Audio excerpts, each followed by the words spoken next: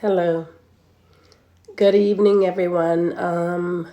I just wanted to jump on and talk a little bit about COVID 19, the treatment of COVID 19, and especially in relationship to the President of the United States.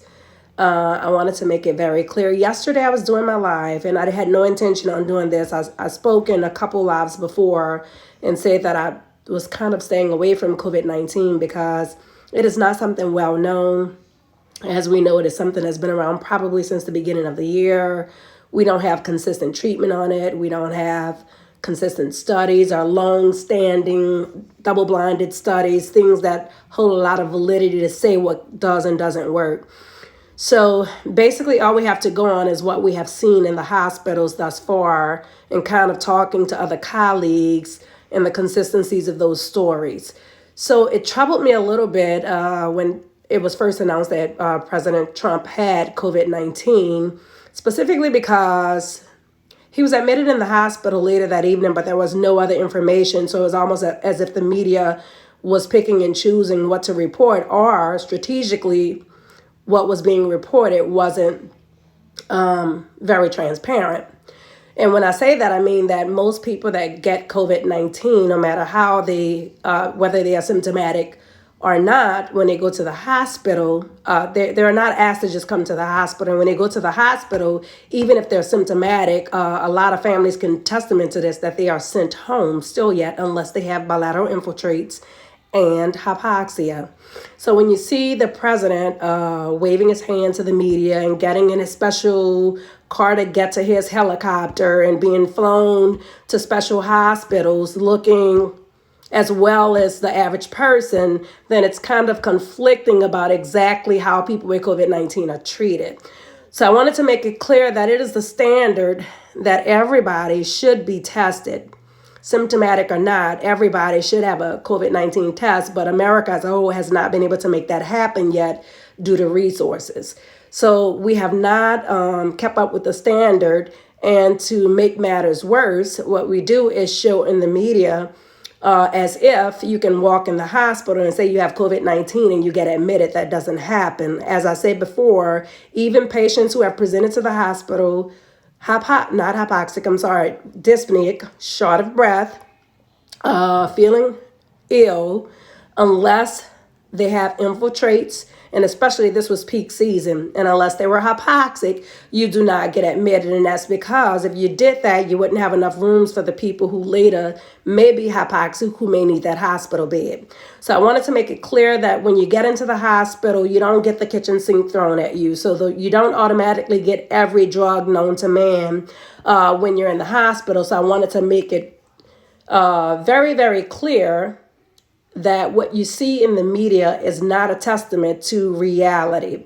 As I said, there were a lot of things left out, such as, was he hypoxic? Did he have bilateral infiltrates, which would be indications for remdesivir and some of the treatment he got. But I heard on the media yesterday, they said he pretty much got the kitchen sink thrown at him. And even patients that are hypoxic and symptomatic don't get the kitchen sink thrown at them. And to thicken the plot even more, because I think it's a plot. I don't know exactly what it is, but in my mind, what I'm seeing and the lack of information that's being told in transparency makes me feel like, I don't know, is there a plot to this? Why is this information being spread to the media? So the typical treatment with remdesivir, especially with a symptomatic patient, would be 5 days. So it was weird to me after day 3, or within day 3, they talked about discharging President Trump. And while he is in the hospital, he gets in the car downstairs and waves around to this is not, I mean, I guess we know that pretty much a lot of what we have seen in the media so far is not consistent or relative to what we normally see. But I wanted to make sure, I've had a lot of friends who have lost loved ones with COVID 19. So I wanted to make it very clear not to make light of this disease or make especially the young population feel as though it is okay that they get this virus and they can pretty much just take a couple vitamins and maybe get some remdesivir and they're going to be okay.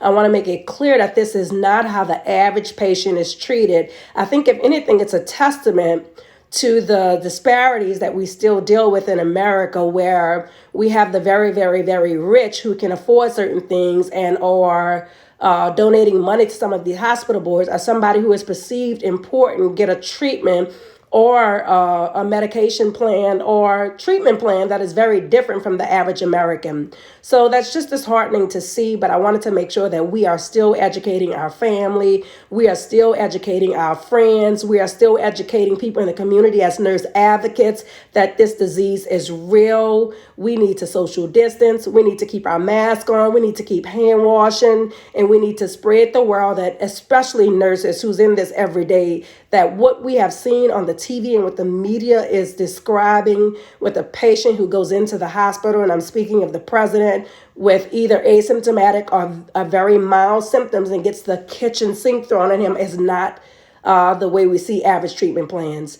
So I'm not going to keep you guys long, but it really bothered my spirit that that was what the media was putting out, especially when we live in a generation where the younger folk do not believe that this virus can really affect them. And we see this a lot even with our own children. I know my daughter was positive and she was still moving around as if she wasn't positive because she didn't have much symptoms. So it takes a lot of education to realize that even if you don't have symptoms or even if you don't feel badly, that you can still bring this and pass this to somebody else and kill somebody else. So let's all be responsible adults. Even if what we are seeing in the media is not responsible, we know better. So when we know better, we do better. Let's teach our kids. Let's teach the community. Let's educate.